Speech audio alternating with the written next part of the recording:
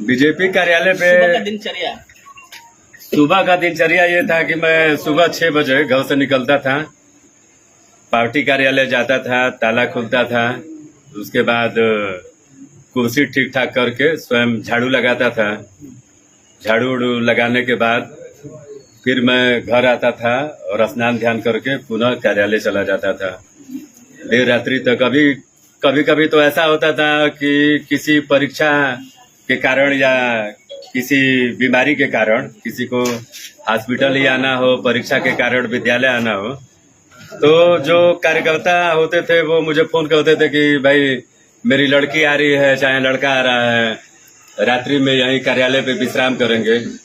तो वो फोन 11 बजे भी रात्रि में आ जाए, चाहे 12 बजे आ जाए, तो मैं बिना आलस्य किए मैं स्वयं जाता था। उस समय भी ताला खोलता था, उनको पूरी व्यवस्था बना के, और फिर मैं घर आता था। यह प्रक्रिया मुझे लगता है कि निरंतर कई वर्षों तक चली। आज चूंकि अपना नया कार्यालय बन गया है। लोग बहुत कुछ बोलते भी थे उस वक्त।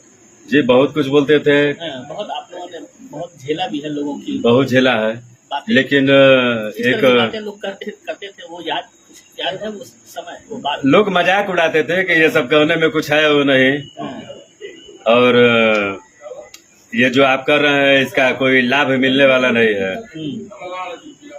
तो चूंकि आदमी हर विषय को नजरअंदाज करता था, मन में कार्यकर्ता का भाव था, तो कार्यकर्ता के भाव के नाते चूंकि संघ का मैं स्वयंसेवक हूँ और संघ में स्वयं की प्रेरणा से काम करने वाला ही स्वयंसेवक होता है, इस भावना के साथ निरंतर चाहे कोई भी काम रहा हो, झाड़ू लगाना हो, कार्यालय बंद करना हो, खोलना हो, मंच का संचालन करना हो, माने किसी भी क्षेत्र में अगर लगाया जाए संगठन के द्वारा तो बखूबी उसका निर्वहन होता था। जो परिवार की जो जरूरतें थी वो कैसे आप पूरा करते थे? अब परिवार की जरूरतों को सबसे पहले तो संगठन की क्या जरूरत है उसको पूरा करना है, या भाव लेके आदमी काम करता था।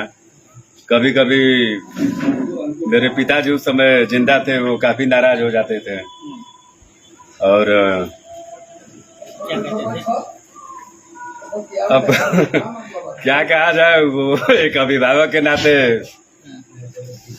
कभी कभी इस प्रकार की स्थिति का निर्माण होता था कि वो पिटाई भी कर देते थे। ये बहुत बड़े नेता हुए, दिन भर घर छोड़ के जाना है तो परिवार की चिंता नहीं है, लेकिन कभी कभी आंखों में आंसू भी आ जाते थे, लेकिन अकेले उस चीज को आदमी सहन करता था और फिर थोड़ी देर बाद वही भाव लिए संगठन के काम के लिए आदमी आगे बढ़ता था।